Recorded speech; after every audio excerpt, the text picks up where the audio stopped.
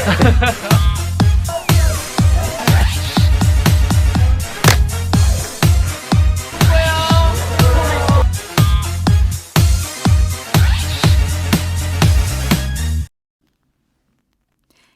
guys, and welcome back to the channel. If you're new here, hey there, my name's Kia. Thanks for stopping by.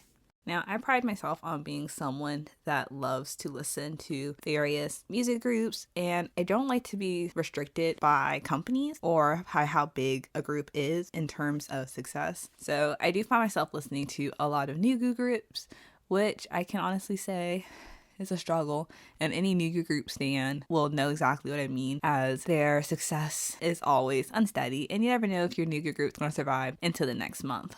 And I have to say, in terms of Nugu groups in 2022, there really hasn't been a major amount of disbandments announced. Don't get me wrong, there has been quite a bit, but I feel like the disbandments that we have heard were from more of the well-known Nugu groups, such as like Bling Bling, Hot Issue, and Bandit. But overall, if you just take like a number stance, there actually hasn't been as many Nugu groups disbanded this year compared to others. And the amount of Nugu groups who debuted this year, who've already obtained moderate success, is actually very interesting. We got groups such as Triple S, Limelight, 50/50, who literally just came out of the woodworks this year from companies that are new, have never been heard of, and they've already built a name for themselves in the industry. Today, though, I wanted to sit down and just kind of chat with you guys about some Nugu groups I'm just concerned about. As we get ready to go into 2023, I think it's becoming apparently obvious that the competition for fourth generation K-pop groups is getting steeper by the minute. So I think it's fair to say that there is just a lot of acts coming out and just not enough people giving attention to every single act, which is fair. Not every group debuting has good music, good concepts, but I do want to take a step back and just talk about some groups that I personally enjoy listening to, who I'm just concerned about, because as more and more acts debut and as we go into the next year, I'm just worried that these groups are going to kind of fade in the background and just get left behind. And these are just groups that I'm personally worried about because the status of the K-pop group is either already unsteady, or I'm just kind of worried that they're just getting lost in all of the new and fresh acts that are debuting within this year and upcoming. And so today I just kind of want to sit down with you guys and just tell you what my concerns are. And so if you're interested in today's topic, go ahead and grab a chair, grab a snack, and let's chat. So the first group that we're going to be talking about is DKB. And DKB is a 9-member boy group that debuted in 2020 under Brave Entertainment, which, yes, that is the same company as Brave Girls. So yes, you should know how this conversation is going to go. So why this group made my list? Honestly, for a Nugu group, I feel like they haven't had the typical Nugu group run, in the sense that they've actually had a pretty steady career since debut. Since debut, they've had 6 comebacks, they had 1 overseas tour, and it's weird to say, but their albums actually do chart pretty well. But on the other side, they don't sell very well. Every album that they have produced has had less than 10K sales. But when you take a step back and look at the bigger picture, it's pretty obvious as to why they're not having high album sales or high numbers in general. And that's probably more due to Brave Entertainment as a whole. So the main problem Brave Entertainment has is it just doesn't know how to properly promote its groups. Literally, it only has 2 groups, Brave Girls and DKB. And yet somehow Brave Entertainment cannot figure out how to manage them. DKB is actually Brave Entertainment's second attempt at a boy group. And to kind of take you into a little backstory, before DKB, there was another boy group, Big Star, which was a 5-member group. They had a run from between 2012 to 2019. And I just want to point out, Field Dog was my bias. And they had excellent music also. But again, Brave Entertainment had to start somewhere. This group just had such poor promotions. And kind of similar to how Brave Girls is now, they had this great career, and then the releases just started getting more infrequent, and to the point where they just stopped releasing music. And when their contracts did expire, all the members just ended up leaving the company and the group disbanded. And you can tell that the boys still wanted to be active in the music industry, because it's sad to say, Field Dog was on the show The Unit, and he actually won and debuted it with the winning team UNB. And although I love their debut song, you can tell UNB didn't get much traction. So they did have a few releases before they also just kind of fell off and disbanded quietly. But if you have a chance, I do recommend you listen to Big Star. If I may recommend myself, I think Shine a Moonlight is definitely one of their best albums. 10 out of 10. Go give it a listen.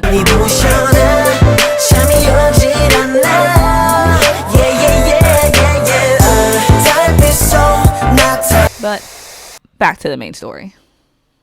So my concerns for DKB is just that they are a great group with a lot of talented members, but I just feel like with all these new groups coming out, they're just getting lost in the sea of talent. They haven't seen an increase in exposure, and I just feel like Brave Entertainment really needs to figure out how to change their business model, because the way they are practicing is just very inefficient. You know, there was this saying by Einstein, which said insanity is doing the same things over and over again and expecting different results. And I just need someone to seriously write that down, type it up, and just smack it onto Brave Brothers' forehead, because they are so blindsided, it's not even funny. I mean, how much longer do they plan on going like this? I really think at this point in time that they're just hoping another situation like how Brave Girls had that sudden increase in popularity with the recharting of Rollin'. I just really think Brave Brothers is expecting something like that for DKB, that maybe one of their older songs is just suddenly gonna reach a bunch of people and the group's just gonna have instant popularity. But at this point in time, that has not happened. And really, how many groups can say they had a similar situation as Brave Girls? Not many. So if Brave Brothers doesn't get their act together and figure out how to properly promote and market these groups, then I'm afraid DKB is going to kind of suffer the same situation as Brave Girls. They're just going to fade away from the public, and then just like how Big Star, they're just going to wait for the contracts to expire and just disband. So next on our list is GWSN. GWSN is a seven girl?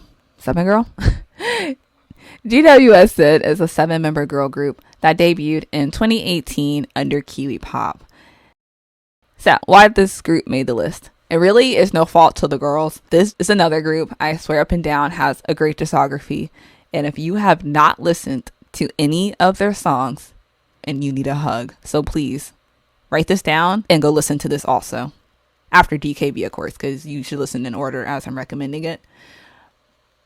So this was a group that seemed like they actually could blow up and become mainstream, but the problem this group suffered isn't really just the lack of promotions. Like all Nugu groups seem to have that in common. It's just poor promotions and marketing from the company. But in GWSN's case, the company was actually the reason they just kind of got stunted and why they didn't grow to become bigger than where they were. The company situation was pretty shady from the get-go, and I'm going to link some videos below that go more in depth, but essentially the girls kept moving companies. They were originally at Kiwi Pop, and then they ended up at Miles Entertainment, and then they ended up over at Wave Music Company, which is where they are quote-unquote currently at. Apparently, recently we just found out that the Wave Music Company is a paper company, so it doesn't actually physically exist. It's just a company on paper. So after moving to the Wave Music Company, things kind of seemed to be looking up for the girls, because we did get one comeback, Like It Hot, and we were hearing more from them. But then earlier this year / end of last year, it just kind of got radio silent. And I know fans were just really concerned. It was so hard to get information about the girls in the company. The company from the get-go had been very quiet, and they weren't the most forthcoming with information. But it was recently revealed that Wave Music Company is actually just a paper company. So it's not even a company that physically exists. It's just a company that exists on paper for legal reasons.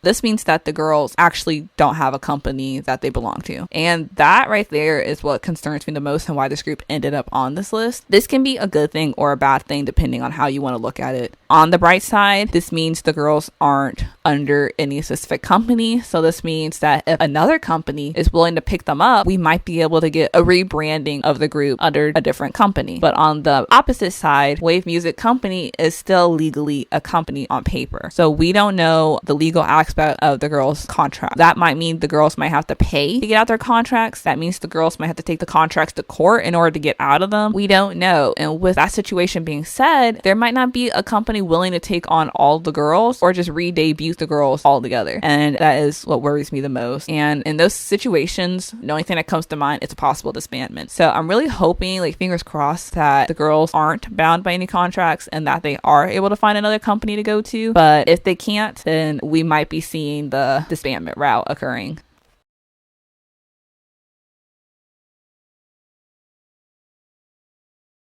Moving on our list, next group that we have is a group that I'm honestly not surprised made my list, but rather I'm just surprised by how quick they made my list. And that group is none other than Lightsum. Lightsum was a 8-member girl group, now currently 6 members, that debuted in 2021 under Cube Entertainment. And to kind of just give a disclaimer, I really don't like referring to rookie groups as Nugu groups, just because when you're a rookie, you're new in the industry. So it's impossible to really expect them to have these giant fan bases right off the bat, unless there was a whole bunch of pre-debut activity done. But this group made my list because since they debuted, they've had a decrease in album sales, and it's getting a little concerning about their standing in the company, just because the social media presence has started to decline also, and they're under Cube. I mean, that really should just be it all. Like, Cube, we all know how Cube operates. Problem with the management of these girls seems to have started pre-debut. Pre-debut, when Cube was still announcing the members, and they announced the fact that they had 3 previous Produce 48 contestants going to be in this group, I feel like a lot of attention went to the girls. But primarily, I think the member that most people were looking forward to seeing was Cheon. And that's primarily because the group was announced to debut soon after the whole Produce 48 scandal had been announced. So it was already common knowledge at that point that Cheon was supposed to have been in the lineup for IZ*ONE. And so whether it was just curiosity to see what concept she was going to debut with, or just wanting to give support for an opportunity that she missed out on, a lot of fans were really focused on Lightsum's debut. And when Vanilla came out, I feel like it was just a sound that most people weren't expecting. Not to say that people didn't like it, I just feel like it just wasn't what they expected for the image the girls presented. And because of that, it just got a lot of mixed reviews. Fast forward, our next release was Vivace, which was a complete 180 for what they were presenting to us in Vanilla. And I feel like that took another hit to their image. While I personally liked Vivace and the concept, I feel like the sound wasn't necessarily what people were looking forward to. And for some reason, the concept also got a lot of mixed reactions, whether it was because people were constantly comparing the new concept to the newly disbanded group IZ*ONE's former concepts, or it was just because it was a completely different sound than Vanilla. And at that point, people seemed to be either Team Vanilla or Team Vivace. Like, people just weren't here for both. And so because of that, I feel like the fandom for them just kind of got divided and the support decreased. And then we came to our most recent comeback, which was Alive, which was another concept change. But by this point, I feel like a lot of fans already left the fandom, or they just stopped tuning in because Lightsum just wasn't giving them what they wanted. And it's sad to say, basically the loss of fans was just more due to the fact that Lightsum just didn't have a solid group identity. And because of that, I'm pretty concerned. So since their debut, they've had a decline in album sales, starting from really good album sales, about like 40,000 from their debut album, to now where we're getting less than 20K for their most recent album. So Alive was also the first EP released from the group. And typically most groups, when they release EPs, they usually highlight 1 or 2 B-sides that they'll actively promote, whether that be performance videos released on your YouTube channel. But for some reason, Lightsum didn't do that. They literally just have different practice videos of Alive, a performance video for Alive, and obviously the main video for it. But they didn't try to push any B-sides, which is really interesting that Cube didn't put any time or effort into doing that. And that kind of brings me to why I'm concerned about the group. I just feel like they're already on the track to be the next CLC. And it's already well known. Idols under Cube, such as Huijin from Pentagon or Soyeon from G-Idol, they have already mentioned that Cube tends to neglect groups that they don't feel are giving them financial gain. And as I mentioned, their most recent album sales are very poor. It's under 20K for a girl group especially. From starting off with over 40,000 album sales until now where you're having less than 20K album sales, that is definitely concerning, seeing as they literally have their income. And so with that, you can tell that Cube is slowly withdrawing their attention and management of the group. So you're starting to see less and infrequent social media updates. And like I mentioned, they're not really pushing to promote the girls as much as they can. And with the most recent turn of events where we had 2 of the members leaving, I'm more concerned now about the group's stability. But I'm just wondering if the reason that they had these 2 members excused, we'll use that nice proper word. I'm wondering if the reason that these 2 members were excused was because maybe Cube's trying to do another concept change and maybe it's more mature, because the 2 members that did leave were also the 2 youngest members of the group. And so maybe they just felt like the 2 members just wouldn't be a good fit for the concept, or it's just the fact that they're minors and that they were trying to go in a whole different route. And I mean, it could also, just throwing this out there, be cheaper just to have 6 members rather than 8, but that's just a thought. I'm not saying Cube's cheap like that. I would hope no company's that cheap. I mean, if you're going to debut 8 girls, you should honor that and support 8 girls, but I digress. So I'm just hoping that with this next comeback, Kpop is able to kind of get more attention to the girls and just do a better job of promoting the comeback. In order to save this group, I feel like it's also important for the girls to kind of step up more in the production. I remember reading that one of the members who was on Produce 48 had mentioned she has training in production. And so I'm kind of hoping that she's able to step up and start helping produce more songs for the group. Because as I said, once Kpop starts withdrawing their management and their time and their effort, that's when groups start to fall off. And I really don't want them to be like CLC. I'm hoping they'll be more like Pentagon and they'll manage to create their own music and become more of a self-producing idol group. Because right now, I don't think Kpop knows how to properly manage them and how to properly create an image for them. And I feel like that is the prime reason this group is declining. And the last thing I want to highlight on, and I'll actually be talking about this in another video coming soon, but there's actually talks of a new boy group coming. And I feel like once this new boy group comes out, Kpop is just going to completely lose interest in Lightsum and they're just kind of going to go into the dungeon. So I think it's really important now that Lightsum show that they are worth investing in, because I feel like Kpop is literally, it doesn't take much right now for Kpop just to stop. And if this new boy group comes out and they manage to not only double their sales but gain a lot more traction than Lightsum, I really don't feel like Kpop's gonna have much reason to keep supporting the girl group. So fingers crossed, let's see what comes next. So on to another group no one should be surprised made this list, and that is Cherry Bullet. Cherry Bullet is an originally 10-member, now 7-member girl group that debuted in 2021 under FNC Entertainment, but to note they are currently under FNCW, which is a subsidiary of FNC. So, why this group made the list? I feel like they meet that Nugu group criteria because they have low album sales, lack of promotions, and lack of marketing. FNC went wrong with Cherry Bullet was really just a change of concepts. When this group debuted, they actually had a solid following.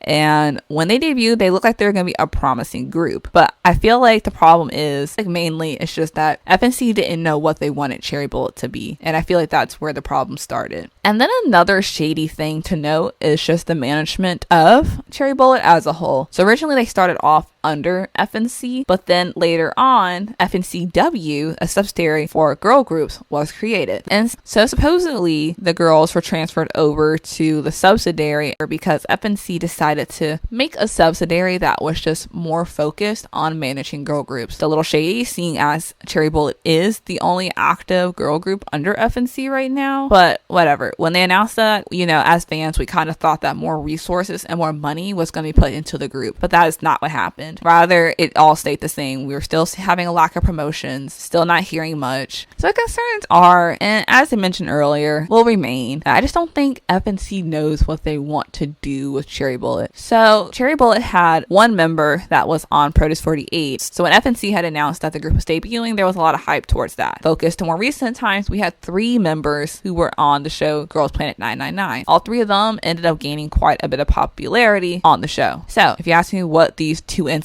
have in common, it's just that FNC just doesn't know how to take advantage of the popularity the members are bringing in. I just feel like there could have been a lot more done to bring in new fans to the fandom. So when you have the members from Produce 48, when you have these girls who are doing really well on Girls Planet, where were these separate promotions? One of the members had got eliminated a little earlier on, but she was really popular due to one of her performances that was a cover of Twice. And I was just thinking to myself, like, once she got eliminated, this would be a great time to maybe start a subunit, have her do some individual activities, or just do anything that could bring some attention to Cherry Bullet. But they didn't do that, and it was really interesting. And the popularity of those 3 members that were on Girls Planet 999 definitely showed, because the comeback after the show was actually the comeback that had the highest album sales to date for this group. So I feel like if FNC had just capitalized on those girls a little bit more, we definitely could have saw a bigger improvement. And my other complaint about this is just that they only had that one comeback. I feel like when you are a Nugu group and you're trying to increase your popularity, you know, sometimes you have to make 2 comebacks, you know, so it's really important to stay in the spotlight as frequently as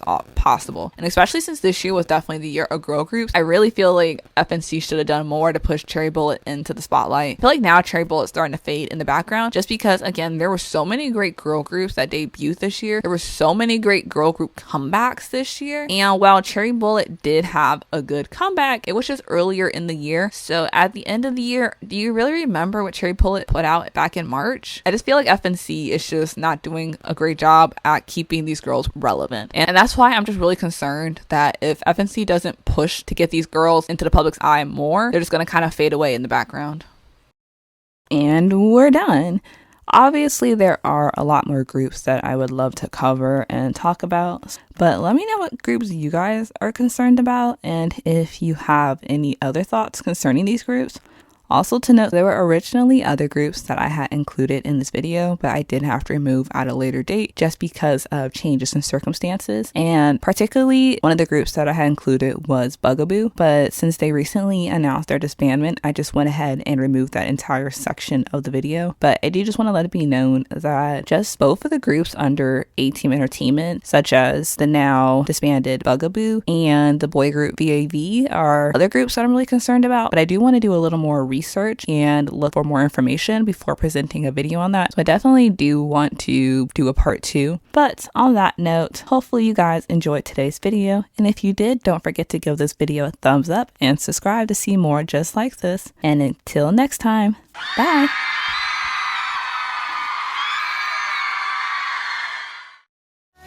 Move